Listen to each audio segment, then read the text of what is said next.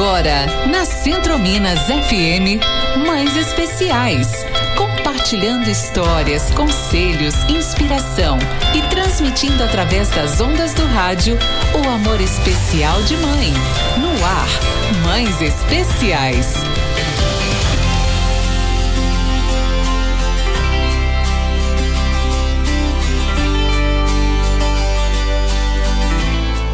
A autonomia é a capacidade de uma pessoa tomar decisões e agir de acordo com sua própria vontade e necessidades, sendo um aspecto fundamental para o desenvolvimento e bem-estar de todos os indivíduos, incluindo aqueles que estão no espectro autista. No contexto do autismo, promover a autonomia envolve criar ambientes e oportunidades que permitam às pessoas autistas expressar suas preferências, habilidades e necessidades de forma autêntica. Isso inclui respeitar suas formas de comunicação, valorizar suas habilidades e interesses individuais e fornecer o suporte necessário para que possam realizar suas metas e objetivos. Para desenvolver melhor esse tema, nós convidamos então as especialistas Luma Daniele Saraiva, que é terapeuta ocupacional, e Valéria Barbosa de Oliveira, atuante na área da fonoaudiologia. Meninas, boa tarde, muito obrigada pela participação de vocês aqui no Jornal Centro News, obrigada principalmente por aceitarem o nosso convite. Então vamos começar com a Luma, que é terapeuta ocupacional. Luma, eu gostaria que você se apresentasse para o pessoal de casa. Bom, boa tarde a todos. É uma alegria, né? Nós estarmos aqui nesse momento, um momento muito importante para essa causa, né? Para esse movimento e para todas as famílias também saberem um pouquinho mais. Bom, eu sou formada, né, em terapia ocupacional, sou especializada em integração sensorial, atuo com saúde mental adulto pelo CAPS 2 aqui de Curvelo e tenho consultório, né, com o público infanto-juvenil, que eu atendo as demandas aí relacionadas, muitas crianças, né, com diagnóstico de autismo, mas demandas variadas também. Valéria, você já atua na área da fonoaudiologia, né? Explica mais pra gente sobre o seu trabalho. Sim, boa tarde a todos presentes e ouvintes. Eu também atuo nessa área da fonoaudiologia e atualmente eu atuo no consultório particular. E agora eu ingressei no Espaço Imaginar, né, da Unimed, que é especialista só em crianças com autismo, né?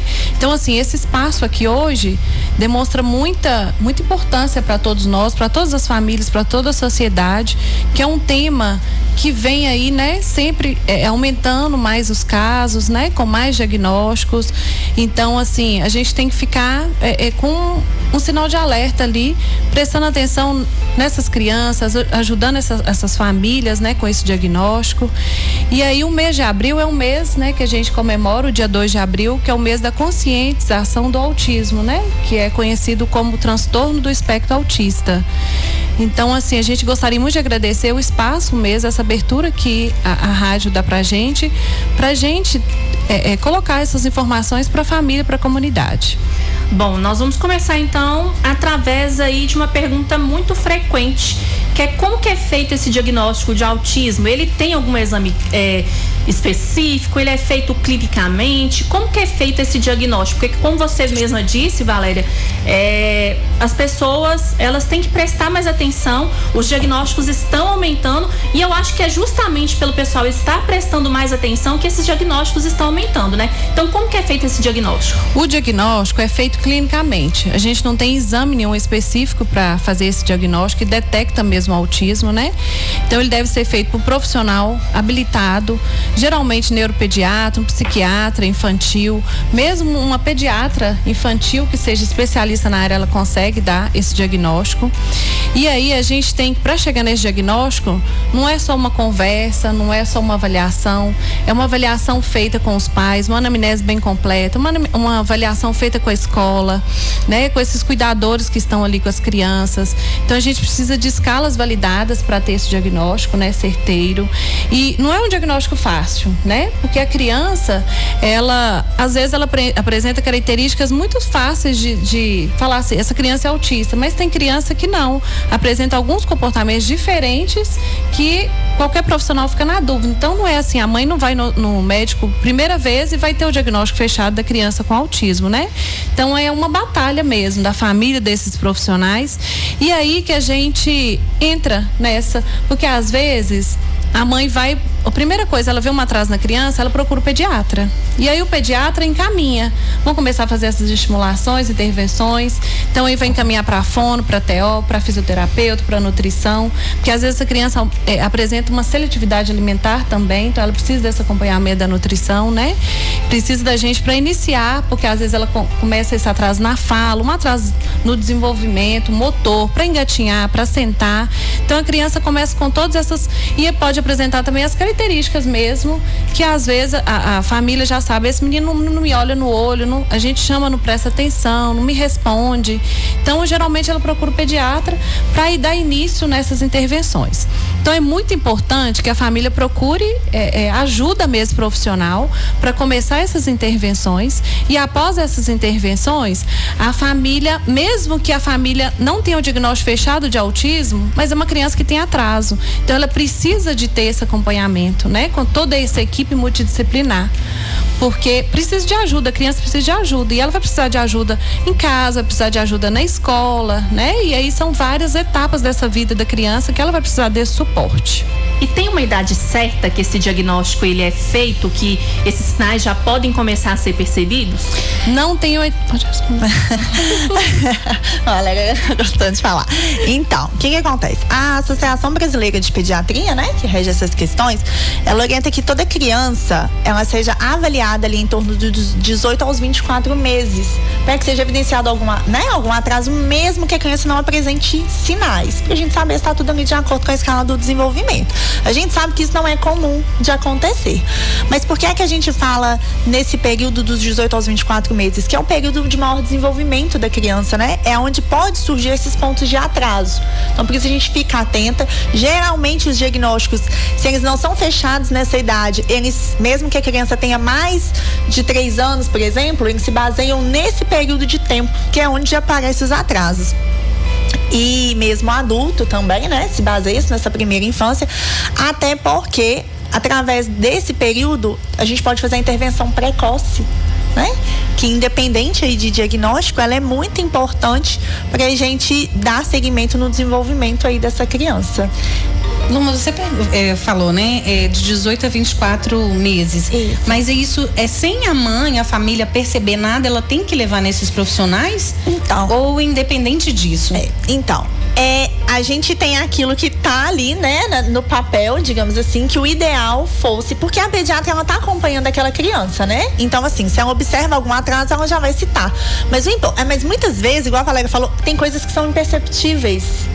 Ou às vezes ela pode ter um olhar diferente da mãe, por ela ser uma profissional especializada. Aquilo às vezes para a mãe pode ser só algo diferente, um pouco diferente, é algo que vai melhorar com o tempo, mas para o profissional que já é especializado, ele fala, opa, peraí, né? Então, assim, e a escala que ela é padronizada, né? A gente joga ali os dados que a família traz, que a escola traz, que a gente observa, que dá no resultado da avaliação, isso mostra pra gente, olha, digamos que a olho nu, isso não é visível, né? Mas ali, de acordo com a resposta que a gente tem, que a avaliação nos traz. Então, assim, o ideal é que toda criança fizesse. Porque às vezes chega-se lá na frente, aí fala, olha, a gente perdeu um tempo valioso, mas porque realmente, né, tem características que elas são muito imperceptíveis. Foi diagnosticado, então, essa questão do autismo, o especialista diagnosticou a criança, às vezes a primeira coisa que o pai pensa ali, agora, nossa, o que eu vou fazer? Fica ali perdido a primeiro momento.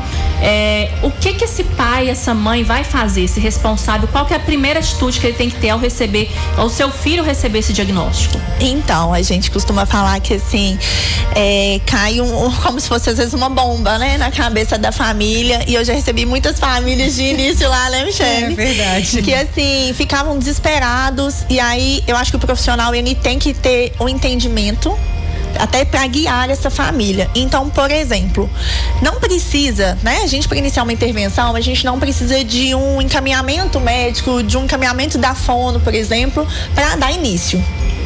Agora, temos os casos, vamos supor, os planos de saúde, as operadoras, elas precisam de encaminhamentos. Então, notou alguma diferença, vai levar num profissional, que seja um neuropediatra, um psiquiatra, um pediatra, uma fono, uma TO, aquele profissional, às vezes, que esteja ali mais acessível a você, né?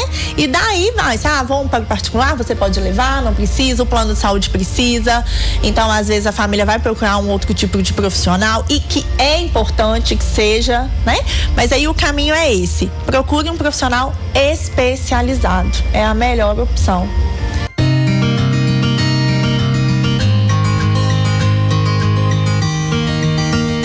Bom, voltando ao nosso quadro Mães Especiais, nós já falamos, antes de irmos para o intervalo, sobre o que fazer quando descobrir o diagnóstico, né, de autismo. E agora eu quero saber o seguinte: por que são indicados os profissionais de terapia ocupacional, terapia de integração sensorial? Por que exatamente essas áreas? Então, na questão da terapia ocupacional, o nosso foco principal é habilidades, né? Então, a gente sabe que para tudo que a gente faz no nosso dia a dia, a gente precisa ter habilidade para fazer aquilo. Muitas vezes a criança com autismo, ela apresenta dificuldades de executar as tarefas mais simples do dia a dia. Então, como a TO, ela trabalha as habilidades, é ela o profissional que habilita ou reabilita aquela função. Porque a gente sabe que muitas vezes o autista, ele não desenvolve aquela função, ou então ele estava no caminho do desenvolvimento e ela, digamos que retrocedeu, né? Ela perde. Às vezes o pai fala, ela falava, aí ela parou de falar, ela fazia, aí ela parou de fazer. Então a gente entra nessa questão, porque o foco são as atividades de vida diária. Então, como eles apresentam muitas dificuldades nessas atividades, a gente entra nessa questão. Já a questão da integração sensorial, ela entra porque muitas crianças, ela tem dificuldade nesse processamento, tanto para mais quanto para menos. Então, por exemplo, às vezes um som que para mim é agradável, para aquela criança ele pode estar muito alto, então isso incomoda, né? A gente costuma dizer assim, por exemplo, eu estou aqui falando, se a Valéria ela tem um transtorno de processamento sensorial, que é uma das questões que o autista hoje apresenta mais, ela está me ouvindo, mas ela também tem que perceber outras situações. Então aquilo meio que, né, que dá uma misturada. Então isso causa tanto um desconforto como uma dificuldade. E isso acaba interferindo negativamente no desenvolvimento. Então, tanto como a TO, como a fono, como outras áreas trabalham essa questão do desenvolvimento, é bem importante os profissionais atuantes. Essa questão do toque também, às vezes o autista não gosta de ser tocado, isso também é trabalhado. Isso, porque vamos supor, se a criança ela está ali hiperestimulada na questão tátil, quando eu encosto, ela vai sentir aquilo muito mais forte do que eu sinto. Ou o contrário também, né? Tem às vezes que você vê que a criança, você pode apertar e ela não sente nada. Então ela tem uma baixa resposta. Então a gente precisa adequar aquilo, porque às vezes é uma criança que muitas vezes a mãe fala assim, nossa, mas ele machuca e não sente. É isso que eu ia te perguntar, se tem essa questão da criança autista, ela ser menos sensível à dor? Isso, aí vai de acordo com cada criança. Tem as que são mais sensíveis e então tem as que são menos sensíveis. E aí a terapia de integração sensorial vem para dar essa regulação. Agora, Valéria, uma parte que é muito importante também nesse tratamento é a fonoaudiologia. O que ela contribui, esse tratamento, esse desenvolvimento da fonoaudiologia, o que contribui na criança com autismo, na pessoa com autismo? A fono atua no desenvolvimento dessa criança, né, ampliando essa comunicação cognitiva, funcional, trabalhando essa independência da criança, trabalhando muito o contato visual, né, expressões faciais, porque a partir do contato visual que a criança vai começar a desenvolver linguagem, a fala. Então a gente precisa muito de trabalhar esse contato visual com a criança, trabalhar essa interação familiar, no contexto familiar, da escola, né, essa socialização da escola que é muito importante para essas crianças, né, para começar essa socialização. E o desenvolvimento mesmo de fala, né? Trabalhar os sonzinhos, os sons fonológicos, trabalhar essa busca que a mãe tanto quer que a criança fale, né? Porque às vezes uma criança não verbal, né? Então a mãe fica muito preocupada, meu filho vai falar, se meu filho não vai falar, né? Então tem muito essa primeira preocupação, esse atraso na fala mesmo. E a gente começa a fazer essas estimulações linguísticas mesmo, de linguagem com a criança. Eu costumo falar lá no consultório, te cortando, que assim, tem muitas intervenções que o pessoal vai ver a fono fazendo fazendo, a TO fazendo, a psicóloga fazendo. Porque, assim, dentre todas essas questões, né? Ela tem um foco na comunicação verbal ou não verbal. Eu tenho um foco nas habilidades. A psicóloga tem um foco no comportamento. Mas as intervenções que a gente utiliza para chegar lá, muitas vezes elas são as mesmas intervenções. Então, se aproxima muito. Mas o nosso objetivo final é diferente. Então, vamos supor, quando eu consigo que uma criança ela tenha contato visual, porque eu vou estimular, a fono vai estimular, ela alcançou aquilo, bom, então agora a gente vai ramificar. Eu preciso do contato visual pra quê? Pra que ela veja a minha expressão.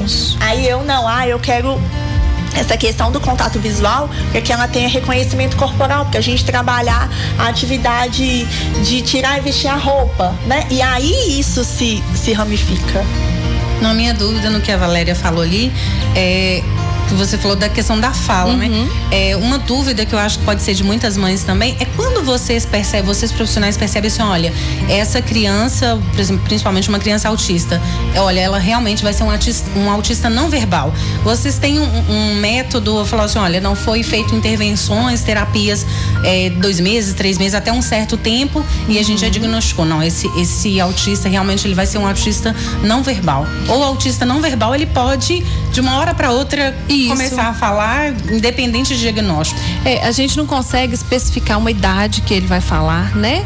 Ele pode ser que vai lá de estimulações 3 anos, 4 anos com essas intervenções terapêuticas e aí, de repente, ele fala uma palavrinha.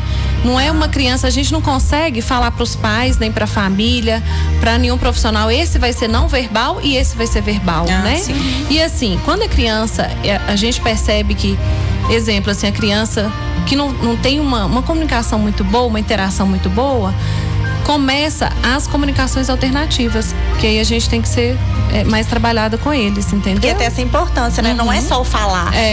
Ele pode se comunicar de outra forma, entendeu? Mas assim, é muito difícil a gente falar assim, essa criança vai ser não verbal e essa criança é verbal. Né? E essa questão da comunicação, ela é muito interessante porque eu sinto, né? Pelo menos é uma coisa que eu convivo com isso, que quando a criança ela consegue se comunicar de alguma forma, seja falando ou demonstrando, você se sente, eu acho que ela se sente mais ambientada. Fala assim, eu tenho um pertencimento. E cada criança, ela é única, né? Sim. Não dá pra gente falar assim, eu fiz dessa forma e meu filho vai dar certo pra outra mãe, entendeu? Então a gente tem que começar nessas estimulações mesmo, nas intervenções, e a criança vai tendo seu desenvolvimento, às vezes uma coisa mínima, né? Mas aí ela consegue conviver bem na sociedade, ter uma socialização, adaptação em escola, né? Sim. Luma, Valéria, eu gostaria de agradecer vocês mais uma vez por terem aceitado o convite, por terem vindo aqui tirar essas dúvidas mais frequentes. E antes da gente encerrar, eu gostaria que vocês deixassem um contato de vocês para que o pessoal possa, né, procurar caso haja alguma dúvida ou até mesmo queiram fazer alguma consulta, né? Podem deixar o contato de vocês. Bom, então, vou deixar meu Instagram, né? Que é uma @terapia ocupacional Curvelo. Eu dou algumas informações lá, porque é muito difícil nessa nossa rotina, né? Mas a gente tenta. Mas se alguém tiver alguma dúvida, eu tô lá aberta para tirar. A gente gostaríamos de agradecer, né? E eu vou deixar meu contato também, que é o telefone 31 995354142 e o Instagram também, valéria.barbosa. Gostaria de agradecer também Michele, que eu não falei aqui no começo, mas Michele tá sempre aqui com a gente na bancada. Não, Michele, imagina. Gostaria de destacar aqui a Michele, além de ser aqui a nossa gerente da rádio, ela é uma mãe atípica, então ela, como ninguém, tem uma experiência aí nessa área e tá sempre aqui também auxiliando, tirando as nossas dúvidas com base nas experiências que ela está adquirindo com as meninas, né, Michele? Isso, verdade. Eu queria também, Lorena, aproveitar, né, e avisar, informar as pessoas que, como semana passada a gente trouxe a doutora Margarete aqui para poder falar dos direitos dos autistas, das suas famílias, é muito assunto, é muita dúvida, é muita coisa, e a gente resolveu fazer uma sessão especial, vai ser na quinta-feira, de 10 às 11, então você mãe, você pai, família, né, de crianças aí atípicas, que tiver alguma dúvida no termos jurídico, a doutora Margarete vai estar aqui à disposição para receber, e sexta-feira, finalizando, a gente tem mais companhia também, né, Lorena? Com certeza, maravilha. Gente, muito obrigada mais uma vez aí pela participação de vocês. Jornal Centro News de hoje fica por aqui. Muito obrigada pela companhia de você, ouvinte, durante toda essa semana. Estou de volta a qualquer momento no Notícia da Hora, dependendo aí do que acontecer na nossa região. Mas segunda-feira temos um encontro marcado a partir de 12h15. Muito obrigada aí mais uma vez pela sua companhia e bom final de semana. Um final de semana abençoado para todos. Tchau, tchau.